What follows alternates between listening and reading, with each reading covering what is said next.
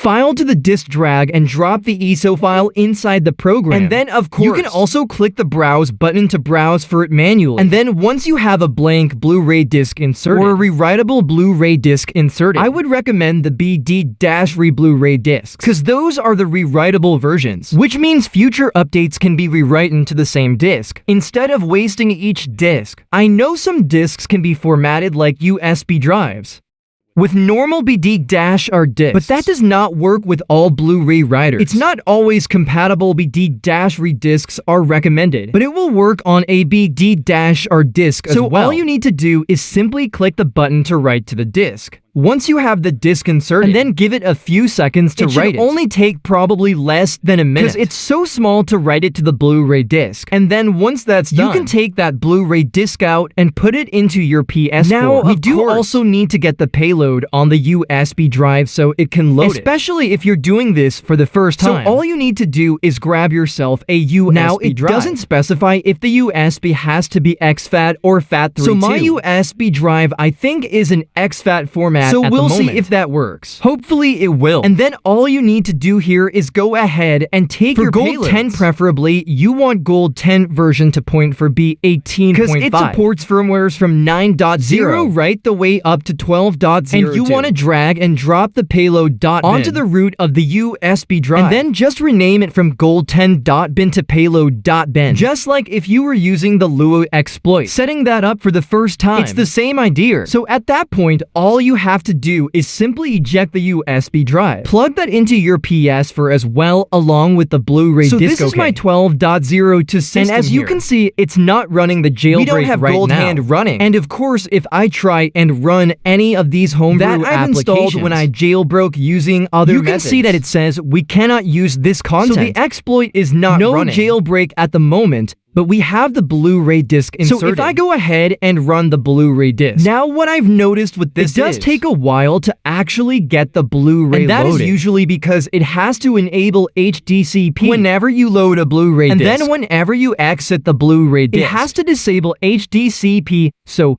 that can kind of take a few seconds. So we kind of lose signal and regain signal here, which takes a little while. Once that's done, the actual loading of the exploit, once the disc is loaded, is incredibly fast. We're talking about 1 to 2 seconds, and bam, we're up and running with the jailbreak. It's already copied the payload from the USB drive to the hard drive. It looks like having it in FAT format is fine. So as you can see, that is all working. So yeah, pretty awesome stuff. It's loaded. So once the log stops, and it says there that the payload's been successfully loaded, you can then exit out of the Blu-ray player. Now maybe this will happen automatically in a future revision, like on the PS5, where there is like a disclosing payload that runs afterwards, which will close the display automatically. We might see something like that happen in the future. But for now, this is just the initial release. You'll just have to close the application manually once you have the exploit loaded. And that's it. So once it closes successfully and disables HDCP, we should be up and running with the exploit. So as you can see, if I head over to the Gold Hand settings, we have Gold Hand running. All of the options are there. So we have successfully fully jailbroken this PS4 on 12.0 to here, just using a Blu-ray disc. So the next thing is that if I try and run one of the homebrew running before, you can see that that's also running. Gold Hand is fully operational. We're able to run our fake packages. We have the console fully jailbroken. But in addition to this, another thing that I should also mention is when you first try to load the Blu-ray disc, you might run into a couple of messages. There is a message that pops up when you first launch a Blu-ray disc. For the first time,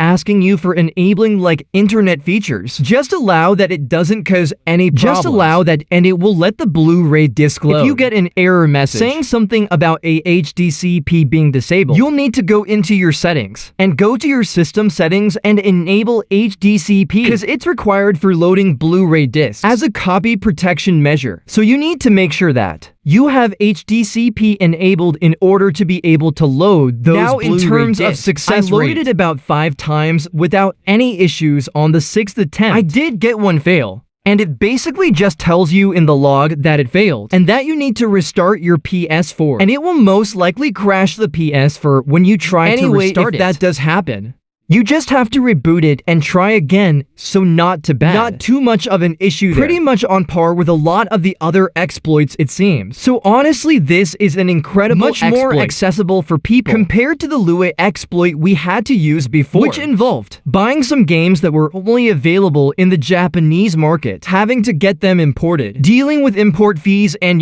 scalpers and all of that kind of stuff, as well as having to get the save files prepared that load the exploit, which is also an extra hassle on top. This doesn't have those issues. As long as you have a Blu-ray burner and you can burn a copy of the exploit in just a few seconds and get up and running with the jailbreak. So much easier compared to previous methods. So obviously, if you appreciate the developers' work here, it is honestly incredible that they've been able to get this all within the space of a week. Sometimes it takes many weeks for these things to be ported, but in this case, it was just about a week, and we have a full implementation ready with the Blu-ray disc. So I'll go ahead and leave a donation link to the developer in the video description if you want to show your appreciation. But yeah, that's probably gonna do it here. I will be doing a full tutorial, a beginner's guide for people who are new to jailbreaking the PS4. To use this exploit to jailbreak their console with all of the necessary information for beginners. So that will be coming very soon. But for now, that'll do it for this one. So hope you guys enjoyed this video or found the information useful. I'll hopefully see